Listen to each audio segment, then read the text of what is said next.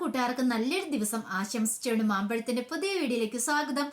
നമുക്ക് നേരെ കിരണിന്റെയും കല്യാണിന്റെ ഇന്നത്തെ നല്ലൊരു വിശേഷത്തിലേക്ക് പോയാലോ. ഇന്ന് അങ്ങനെ ശാരി സത്യങ്ങളൊക്കെ അറിയുവാണ്, അതിന്റെ വിശേഷങ്ങളൊക്കെയാണ് നമ്മൾ കാണാൻ പോകുന്നത്. അപ്പം DNA ബലമൊക്കെ വന്ന് എലിസബത്ത് വന്ന് ശാരിയോട് ആ കാര്യങ്ങളൊക്കെ പറയുന്നുണ്ട്. ഇതെല്ലാം കേട്ട് തകർന്നടിഞ്ഞ് നിൽക്കുന്ന ശാരിയെ നമ്മളിന്ന് കാണാൻ പോകുന്നത്. അങ്ങനെ ഇന്നാണ് നമ്മൾ അവസാനം കണ്ടത്.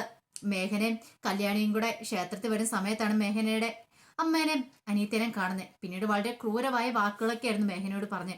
അവസാനം അവർ പോകാൻ നേരത്ത് അവർ പറഞ്ഞു, നീയ ഇത്ര വലിയ ചതി എന്നോട് ചെയ്യുന്നു വിചാരിച്ചില്ല. എന്നോടും എൻ്റെ കുടുംബത്തോടും നീ പോയതിന് ശേഷം അവിടെ ഒരു മരണ വീട് പോലെ ആയിരുന്നു പറയണം. ഈ സമയം അനിയത്തി പറഞ്ഞു, സ്വന്തം അല്ലാഞ്ഞിട്ട് കൂടി അത്രമാത്രം കാര്യമായിട്ടല്ലേ അമ്മ നിന്നെ സ്നേഹിച്ച്, എന്നിട്ട് ഈ ചതി വേണ്ടായിരുന്നു പറയാ. പെട്ടെന്ന് തന്നെ അന്തം വിട്ട് കല്യാണി മേഘനയെ നോക്കണം.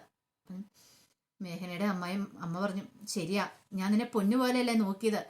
നിന്നോട് ഒരു സ്നേഹക്കുറവെങ്കിലും കാണിച്ചോ, പക്ഷെ നീ ഞങ്ങളെ ചതിച്ചു. ഈ ചതി ഒരിക്കലും പൊറുക്കാൻ പറ്റില്ലെന്ന് പറഞ്ഞിട്ട് അവരുടെ മോളെയും കൂട്ടി അവരും കൂടി പോവാണ്. പെട്ടെന്ന് മേഘനയോട് ചോദിച്ചു, അല്ല മേഘന, ഞാൻ കേട്ട എന്താ?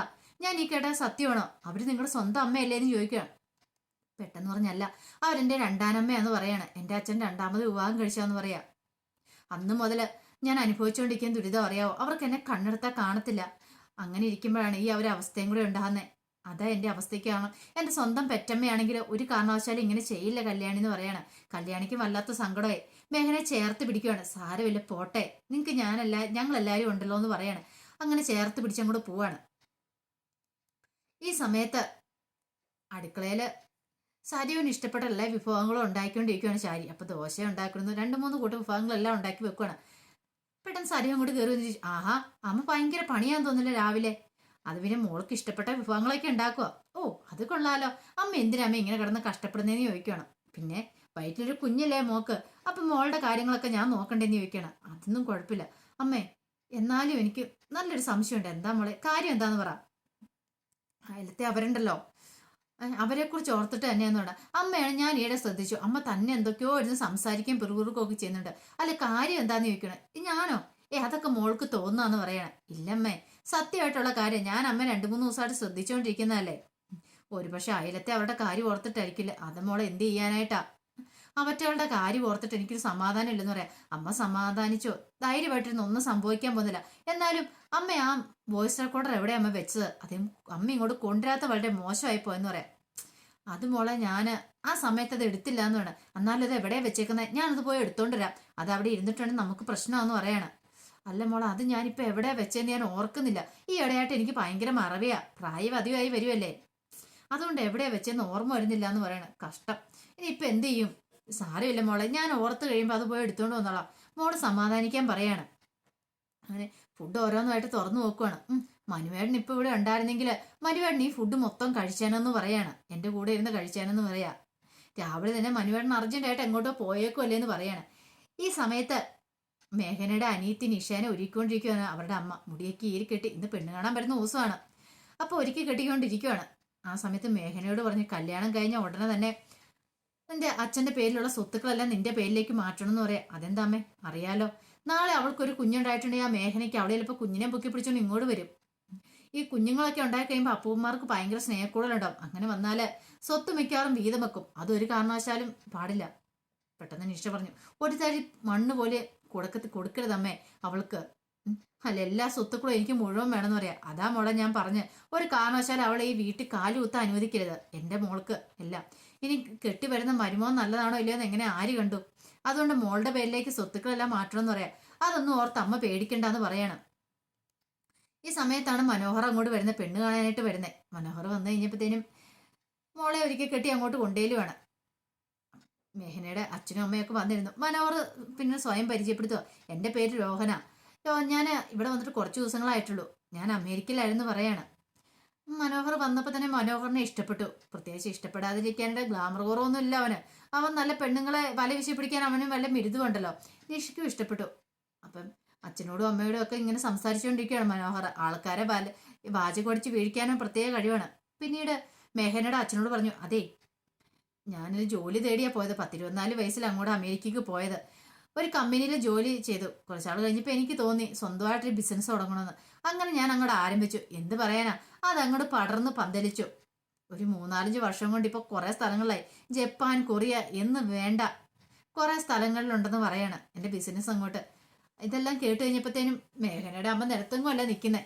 അവർക്ക് സന്തോഷമായി. പെട്ടെന്ന് അച്ഛൻ ചോദിച്ചു, അല്ല ഇവിടെ എവിടെയാ സ്ഥലം, കേരളത്തിൽ എവിടെയാന്ന് നിൽക്കണം? ശരിക്കും പറഞ്ഞിട്ട് കണ്ണൂരുകാരാണ് ഞങ്ങൾ. ഇപ്പോഴിവിടെ ഇടുക്കിയിൽ താമസിക്കുന്നത്. ഞങ്ങളെ കുടിയേറ്റ കൃഷിക്കാരാണേ. ഇടുക്കി വന്ന് ഒരു കുറച്ച് 10 ഏക്കർ സ്ഥലമൊക്കെ മേടിച്ചിട്ടുണ്ടായിരുന്നു. പിന്നെ ഞാൻ അമേരിക്കയിൽ പോയതിന് ശേഷം ആ 10 ഏക്കർ എന്നുള്ളത് 150 ഏക്കറായിട്ട് അങ്ങോട്ട് വികസിപ്പിച്ചെടുത്തെന്ന് പറയണം. പിന്നെ അധികം താമസമൊന്നുമില്ല ഇവിടെ. ഞങ്ങളെല്ലാം അങ്ങോട്ട് അമേരിക്കയിലല്ലേ, പിന്നെ അതൊക്കെ ഓരോ ആൾക്കാർക്ക് പാട്ടത്തിന് കൊടുത്തേക്കെന്ന് പറയാം. എല്ലാം വിശ്വസിച്ചു മേഘനയുടെ അമ്മയും അച്ഛനും ഒക്കെ. ഇങ്ങനെ സംസാരിച്ചുകൊണ്ടിരിക്കുന്ന ഇടയ്ക്ക് പറഞ്ഞു, അല്ല മേഘനയോട് എനിക്ക് കുറച്ച് കാര്യങ്ങളൊക്കെ സംസാരിക്കുകയാണെന്ന് പറയാം. മേഘനയുടെ അമ്മ പറഞ്ഞു, അതിനിപ്പോൾ എന്താ, നിങ്ങൾ സംസാരിച്ചു, ഞങ്ങൾ അങ്ങ് പൊക്കോളാന്ന് പറഞ്ഞിട്ട് ഭർത്താവിനെയും കൂട്ടി അകത്തേക്ക് കയറി പോവാണ്. ഈ സമയത്ത് മേഘനയോട് പറഞ്ഞു, അല്ല എന്നെ ഇഷ്ടപ്പെട്ടോ എന്ന് ചോദിക്കുകയാണ്. അല്ല അത് പിന്നെ ഞാൻ, അതെ ഈ കല്യാണോലോചന വന്നത് തന്നെ അറിയാലോ എങ്ങനെയാന്നുള്ള കാര്യം. പക്ഷെ വന്നപ്പോൾ എനിക്ക് കുട്ടിയുടെ ഫോട്ടോ കണ്ടപ്പോൾ തന്നെ എനിക്ക് ഇഷ്ടപ്പെട്ടു. എന്നെ ഇഷ്ടപ്പെട്ടോ എന്ന് മാത്രം പറഞ്ഞില്ല, എനിക്ക് ഇഷ്ടപ്പെട്ടെന്ന് പറയണം. എന്ത് ചെയ്യാനാ, ഏത് പെൺകുട്ടിയെ കണ്ടാലും ഏത് പെൺകുട്ടികൾക്കും എന്നെ ഇഷ്ടപ്പെടും. ഞാൻ ഈ അമേരിക്കയിലൊക്കെ ആയ സമയത്താണെങ്കിലേ കുറെ പെൺകുട്ടികളെ കണ്ടിട്ടുണ്ട്. പക്ഷെ എനിക്കെന്തോ അവരെ ഒന്നും ഇഷ്ടപ്പെടില്ല. പക്ഷെ നിഷേനെ കണ്ടപ്പോൾ എനിക്ക് ഭയങ്കരമായിട്ട് അങ്ങോട്ട് ഇഷ്ടപ്പെട്ടെന്ന് പറയണം. ഇപ്പൊ ഇങ്ങോട്ട് വന്നപ്പോൾ തന്നെ കല്യാണം കഴിക്കണം ആലോചിച്ച് വന്നൊന്നും അല്ല. പക്ഷെ ഇപ്പൊ തന്നെ വയസ്സ് 10-29 ആയില്ലേ. ഇനി ഇങ്ങനെ പോയിട്ടുണ്ടെങ്കിൽ മുന്നോട്ട് അങ്ങോട്ട് പോകും. ബിസിനസ്സും കാര്യങ്ങളും ആകുമ്പോൾ നമ്മൾ വേറൊന്നിനെ കുറിച്ച് ചിന്തിക്കില്ല എന്ന് പറയണം. പിന്നീട് അവിടെ ഇരുന്നിട്ട് അങ്ങോട്ട് തള്ളി മറിക്കുവാണ് മനോഹർ. മനോഹറിന്റെ ഈ തള്ളലെല്ലാം കേട്ട് കഴിഞ്ഞപ്പോൾ തന്നെ നിഷയ്ക്ക് തോന്നി, കൊള്ളാം, സൂപ്പർ ആയിട്ടുണ്ട്, തനിക്ക് കിട്ടിയ ബന്ധം കൊള്ളാം, ഇനി തനിക്ക് അമേരിക്കയിലേക്ക് പോവാം, അവിടെ സുഖമായിട്ട് ജീവിക്കാം, ഒരു കുഴപ്പം ഉണ്ടാവില്ലെന്നൊക്കെ നല്ല ചിന്തകളൊക്കെ ഉണ്ടായിരുന്നു. പിന്നെ മനോഹർ പറഞ്ഞു, അല്ല ഇപ്പോഴത്തെ പെൺകുട്ടികളൊക്കെ നല്ല വിദ്യാഭ്യാസമുള്ള, പിന്നെ എന്തുകൊണ്ടാ നിഷ ഇത്രമാത്രം പഠിച്ച?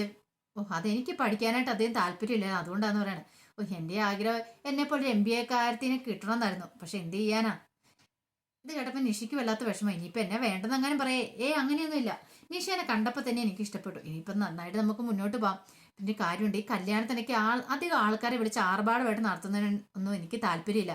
നിഷയ്ക്ക് അറിയാലോ എനിക്ക് ചെറിയ രീതിയിൽ കല്യാണം നടത്താനാണ് താല്പര്യം. പെട്ടെന്ന് നിഷ പറഞ്ഞു, ശരിയാ, എനിക്കും അങ്ങനെ തന്നെയാണ് താല്പര്യം.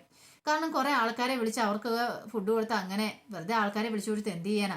നമ്മളുടെ സ്വകാര്യത നമ്മളിപ്പോൾ അറിഞ്ഞ് കല്യാണം കഴിച്ചു, നമ്മൾ ഒന്നിച്ച് ജീവിക്കുന്നു, അത്രേ ഉള്ളൂ. പിന്നെ നമ്മൾ അമേരിക്ക ഇങ്ങോട്ട് പോകുന്നു. അല്ല എനിക്ക് താല്പര്യക്കുറവൊന്നും ഇല്ലല്ലോ. എനിക്ക് ഒരു താല്പര്യക്കുറവില്ല. എന്നാൽ എത്രയും പെട്ടെന്ന് അച്ഛനോടും അമ്മയോടും പറഞ്ഞിട്ട് ഈ ബന്ധം അങ്ങോട്ട് മുന്നോട്ട് പോകാല്ലേന്ന് ചോദിക്കണം. അത് ശരിയാന്ന് പറയണം.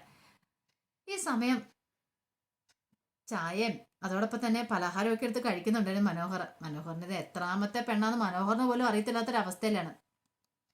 പിന്നീട് കാണിക്കുന്ന ശാരി സരുവിന് വാരി കൊടുത്തോണ്ടിരിക്കുകയാണ്. അപ്പൊ സരി പറഞ്ഞു, അമ്മയ്ക്ക് ഈടെയായിട്ട് എന്നോട് ഇച്ചിരി സ്നേഹക്കൂടുതലുണ്ടല്ലോ എന്ന്. അതെന്താ മോളെ അങ്ങനെ പറഞ്ഞേ? അല്ല ഈ ഇടയായിട്ട് ഇച്ചിരി സ്നേഹം കൂടുതൽ കാണിക്കുന്നുണ്ടോ എന്നൊരു സംശയം. അങ്ങനൊന്നുമില്ല മോളെ, നിന്നോട് എനിക്ക് അന്നൊന്നുമല്ല ഒരേ സ്നേഹമല്ലേ, എൻ്റെ സ്നേഹത്തിന് ഒരു കുറവില്ല എന്ന് പറയാണ്. അതുകൊണ്ടല്ലേ മോൾക്ക് ഇഷ്ടപ്പെട്ട ഫുഡെല്ലാം ഉണ്ടാക്കി ഞാൻ തരുന്നേ. ഈ സമയത്ത് മോളുടെ വയറ്റിൽ കുഞ്ഞുണ്ട്, ആ കാര്യം ഓർമ്മ വേണം. അല്ലെങ്കിലും അമ്മ ഇപ്പം കുഞ്ഞിന് നല്ല വെയിറ്റ് ഉണ്ട്, എനിക്കും വെയിറ്റ് വെച്ചിട്ടുണ്ട്, ഇനി വേണ്ടാന്ന് പറയാം. അങ്ങനെ പറയരുത്, കുഞ്ഞിന് നല്ല വെയിറ്റ് വേണം. കുഞ്ഞിന് നല്ല വെയിറ്റ് ഉണ്ടെങ്കിലോ കുഞ്ഞ് വളർന്ന് പുറത്ത് വന്നു കഴിയുമ്പോൾ നല്ല മിടുക്കനായിട്ട് ഇരിക്കുള്ളൂ എന്ന് പറയാം. അതൊക്കെ എനിക്കറിയാം, എന്നാലും മതിയുമേ. അതൊന്നും പറയില്ല മോൾ, ഇത് കഴിക്കുമെന്ന് പറഞ്ഞ് വീണ്ടും വീണ്ടും ഭാര്യ കൊടുത്തോണ്ടിരിക്കുക. ഇപ്പം എനിക്ക് നാളത്തെ കാര്യം ഓർത്തിട്ടാ ഭയങ്കര ടെൻഷൻ എന്ന് പറയാം. നാളത്തെ കാര്യമോ? എന്താ നാളത്തെ കാര്യം? പെട്ടെന്ന് അറിയാതെ വായിന്ന് വന്നു പോയതാ ശാരിയുടെ. അബദ്ധം മനസ്സിലായി. അല്ല അത് പിന്നെ നാളെ ഞാനേ ചെക്കപ്പിന് കൊടുത്തിട്ടുണ്ടായിരുന്നു. ഞാൻ ഇടയ്ക്ക് എനിക്ക് ഷുഗറും പ്രഷറും ഒക്കെ ഉള്ളതുകൊണ്ടേ കഴിഞ്ഞ ദിവസം ഡോക്ടറെ കാണാൻ പോയിട്ടുണ്ടായിരുന്നു. അല്ല അമ്മ എന്നോട് അതിനെക്കുറിച്ചൊന്നും പറഞ്ഞില്ല.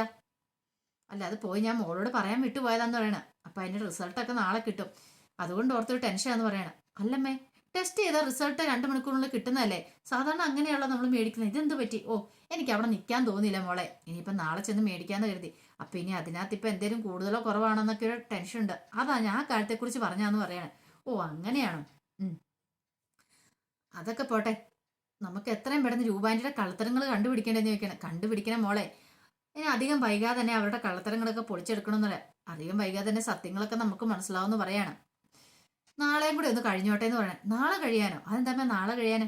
അല്ല നാളെ നമ്മുടെ റിസൾട്ടൊക്കെ കിട്ടി കഴിഞ്ഞാൽ പിന്നെ എനിക്ക് കുഴപ്പമൊന്നുമില്ലെന്ന് അറിഞ്ഞാൽ പിന്നെ നമുക്ക് പ്രശ്നമൊന്നുമില്ല, എനിക്ക് രൂപ അടുത്ത് പോയി നിൽക്കാലോ, അതുകൊണ്ട് പറഞ്ഞാന്ന് അറിയണം. അമ്മ ഇപ്പം നടത്തുമൊന്നുമില്ല, അതുകൊണ്ടാ പ്രശ്നം. ഇച്ചിരി നടക്കുവാണെങ്കിൽ ഈ കൊളസ്ട്രോളൊക്കെ ഇച്ചിരി ശമനം ഉണ്ടാകുമെന്ന് പറയാം. അതിങ്ങനെ നടക്കാൻ ഇറങ്ങിയിട്ടുണ്ടെങ്കിൽ അപ്പുറത്തുകാരെ കാണുമല്ലോ, അതുകൊണ്ടല്ലേ മോളെ നമ്മൾ നടക്കാതെ. ഇനിയിപ്പോൾ റിസൾട്ട് വന്നു കഴിയുമ്പോഴത്തേനും ഇനി നടത്തം അങ്ങ് തുടങ്ങാന്ന് പറയാണ്. ഇങ്ങനെ സംസാരിച്ചിരിക്കുക. പിന്നീട് കാണിക്കുന്ന പിറ്റേ ദിവസമായി എലിസബത്തിനെ കാണാനായിട്ട് ശാരി പോവാണ്. അങ്ങനെ ശാരി എലിസബത്തിനെ കാണാനായിട്ട് ചെന്ന് കഴിയുമ്പോഴാണ് ആ കാഴ്ച കാണുന്നത്. കിരണും എലിസബത്തും കൂടെ സംസാരിച്ചുകൊണ്ട് നിൽക്കുന്നത്. ഇതെന്താ പോലെ ഇവര് സംസാരിക്കുന്നത്? അപ്പൊ കിരണിനെ കണ്ടപടി തന്നെ എലിസബത്ത് പറഞ്ഞു, അതേ ഒരു കാര്യമുണ്ട് സാറേ, ഞങ്ങളുടെ വീടിന്റെ മുകളിൽ ഒരു നിലയും കൂടെ പണിയുന്നുണ്ട്. അപ്പൊ സാറ് തന്നെ ആ വർക്ക് ഏറ്റെടുത്ത് ചെയ്യണം. പിന്നെ കുറെ ഡിസൈനിങ് ഒക്കെ ചെയ്യാനുണ്ട്. സാറിന്റെ ഭാര്യ കല്യാണം നല്ല ഡിസൈനർ അല്ലേ, അപ്പൊ അതിന് വേണ്ടുന്ന കാര്യങ്ങളൊക്കെ ചെയ്യണമെന്ന് പറയാം. കിരൺ പറഞ്ഞു, അതിനിപ്പോ എന്താ, ഞങ്ങൾ ചെയ്തു തരാന്ന് പറയണം. അപ്പൊ കല്യാണിമോളോട് പ്രത്യേകിച്ച് ഒന്ന് പറഞ്ഞേക്കണം, അറിയാലോ. അല്ല, അങ്ങനെ അവിടെ ജോലി ചെയ്യുന്ന സമയത്ത് നിങ്ങൾ ആ വീട്ടിൽ നിന്ന് മാറേണ്ട വരുമെന്ന് പറയണം.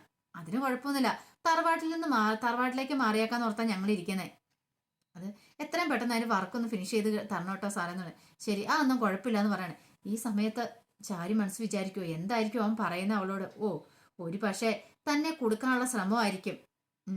അപ്പൊ അവന്റെ വാക്ക് കേട്ടിട്ട് ഇപ്പൊ അവൾ ഇങ്ങോട്ട് വരും. തന്നോട് പറയാൻ പോകുന്ന കാര്യങ്ങളൊക്കെ എന്താ തനിക്ക് ശരിക്കും അറിയാം. വരട്ടെ, ഇങ്ങോട്ട് വരട്ടെ എന്നോർത്ത് ശാരി അവിടെ ഇരിക്കുകയാണ്. അങ്ങനെ കിരൺ യാത്ര പറഞ്ഞു പോയിക്കുമ്പോഴത്തേക്കും ശാരിയുടെ അരിയിലേക്ക് എലിസബത്ത് വരുവാണ്. എലിസബത്തിനെ കണ്ട ഉടനെ ശാരി പറഞ്ഞു, എനിക്കറിയാം നീ പറയാൻ പോകുന്ന എന്താന്ന്. അത് ആ സ്ത്രീയുടെ കുഞ്ഞല്ലെന്നല്ലേ പറയാൻ പോകുന്നതെന്ന് ചോദിക്കുകയാണ്. അല്ല, ഇത് നിനക്കെങ്ങനെ മനസ്സിലായി? സത്യമായിട്ടുള്ള കാര്യമാ. ആദ്യം ഞാൻ പരിശോധിച്ചു, പക്ഷെ അത് അവരുടെ മോളല്ലെന്ന് പറയാണ്. ഇതൊക്കെ എനിക്കറിയായിരുന്നില്ലേ. പെട്ടെന്ന് എലിസബത്തിനൊന്നും മനസ്സിലായില്ല. എലിസബത്ത് ചോദിച്ചു, ശാരി നീ എന്തൊക്കെയാ പറയണേന്ന് ചോദിക്കുകയാണ്. എന്തൊക്കെയാ പറയണേന്നോ? ഞാൻ കണ്ടു നീ സംസാരിച്ചുകൊണ്ടിരിക്കണം. അപ്പൊ നീ എന്നെ വഞ്ചിക്കുമായിരുന്നില്ലേ എന്ന് ചോദിക്കുകയാണ്. വഞ്ചിക്കാണ്? ഞാൻ എന്തിനാ വഞ്ചിക്കണേ? പക്ഷെ കിരണോ അവന് സംസാരിച്ചുകൊണ്ടിരുന്ന ഒരു പക്ഷെ ഇതിപ്പം സരിയു തന്റെ മോളല്ലെന്ന് പറയിക്കാനുള്ള കാര്യങ്ങളൊക്കെ ആയിരിക്കും കിരൺ പറഞ്ഞുകൊണ്ടിരുന്നത്. ആ ഒരു ചിന്തയാണ് ശാരിയുടെ മനസ്സ് നിറയെ. പെട്ടെന്ന് തന്നെ എലിസബത്ത് പറഞ്ഞതേ, ശാരി നീ എന്നെ തെറ്റിദ്ധരിച്ചിരിക്കുകയാണ്. എനിക്കൊരു തെറ്റിദ്ധാരണ ഇല്ലടി. നീയും അവനും കൂടെ ചേർന്നിട്ട് ഒത്തുകളിയാന്ന് എനിക്ക് മനസ്സിലായി. ഇത് അവളുടെ കുഞ്ഞല്ലെന്ന് നീ പറയൂന്നും എനിക്കറിയായിരുന്നു. ഇനിയിപ്പൊ നീ എന്തൊക്കെ പറഞ്ഞാലും എനിക്കത് വിശ്വസിക്കാൻ പറ്റില്ലെന്ന് പറയണം. അനാവശ്യം പറയരുത് കേട്ടോ. ഒരു കാര്യം ഞാൻ പറഞ്ഞേക്കാം, നീ എന്തൊക്കെ പറഞ്ഞു പറഞ്ഞാലും അത് ആ സ്ത്രീയുടെ കുഞ്ഞല്ല. ഞാൻ എന്റെ ഇത്രയും കാലത്തെ ഞാൻ അനുഭവത്തിന് 10-25 വർഷമായി ഞാൻ സർവീസ് കേട്ട് ഇന്ന് വരെ ഞാൻ ആരും വഞ്ചിച്ചിട്ടില്ല. ഓ, നീ പണം മേടിച്ചിട്ടായിരിക്കും നീ ഇതൊക്കെ പറയുന്നല്ലേന്ന് ചോദിക്കണം. നീ അനാവശ്യം പറയരുത്. ഞാൻ പണത്തിന് വേണ്ടിയിട്ട് അങ്ങനെയൊക്കെ ചെയ്യുന്നതെന്ന് എനിക്ക് തോന്നിയിട്ടുണ്ടോ എന്ന് ചോദിക്കുക. ഒരു കാര്യം ചെയ്യുക, നീ ആ മുടിനാരിയുടെ എവിടെ കൊണ്ടേ വെള്ളം പരിശോധിച്ചോ? എവിടെ കൊണ്ട് ഏത് ലാബിൽ കൊണ്ട് ടെസ്റ്റ് ചെയ്താലും നിനക്ക് അറിയാൻ കഴിയുന്ന ഒരേ ഒരു കാര്യം എന്ന് പറഞ്ഞാൽ എന്താണെന്നറിയാവോ? അത് ആ സ്ത്രീയുടെ കുഞ്ഞല്ലെന്ന് മാത്രമാണ്. നിന്നെ ഞാൻ വെല്ലുവിളിച്ചിരിക്കുക. ഇനി അങ്ങനെ എങ്ങനെ തെളിയിക്കാൻ നിനക്ക് സാധിച്ചിട്ടുണ്ടെങ്കിൽ ഞാൻ ഈ ജോലി രാജിവെച്ച് വീട്ടിലിരുന്നോളാന്ന് പറഞ്ഞിട്ട് എലിസബത്ത് അങ്ങോട്ട് പോവാണ്. ഇത് കേട്ടപ്പോൾ ആകെപ്പാടെ പെട്ട അവസ്ഥയായിപ്പോയി ശാരി. ദൈവമേ, അപ്പൊ ഇനി ഇവള് പറഞ്ഞ് ശരിയായിരിക്കോ? ഒന്നും അങ്ങടെ ഒരു കൺക്ലൂഷനിൽ എത്താൻ പറ്റുന്നില്ലോ. ആകെപ്പാടെ സമനില തെറ്റുന്ന പോലെ ശാരിക്ക് തോന്നി. ശാരിക്ക് എന്ത് ചെയ്യണമെന്ന് അറിയത്തില്ല. ശാരി നിൽക്കുവാണ്. അതിന്റെ വിശേഷങ്ങളൊക്കെയാണ് നമ്മൾ കണ്ടത്. ഇതിന്റെ ബാക്കി വിശേഷങ്ങളുമായിട്ട് വൈകുന്നേരത്തെ പ്രൊമോയി വരാട്ടോ. ആദ്യമായിട്ട് കാണുന്നവരാണെങ്കിൽ ചാനൽ ഇഷ്ടപ്പെട്ട ഒന്ന് സബ്സ്ക്രൈബ് ചെയ്യാൻ മറക്കരുതേ. അതോടൊപ്പം തന്നെ കണ്ടുകൊണ്ടിരിക്കുന്ന എല്ലാവരുടെ സപ്പോർട്ടിലായിരിക്കും തുടർന്നും പ്രതീക്ഷിച്ചുകൊണ്ട് എല്ലാവർക്കും ഒരിക്കൽ കൂടി നല്ലൊരു ദിവസം ആശംസിച്ചുകൊണ്ട് നിർത്തുന്നു. നന്ദി.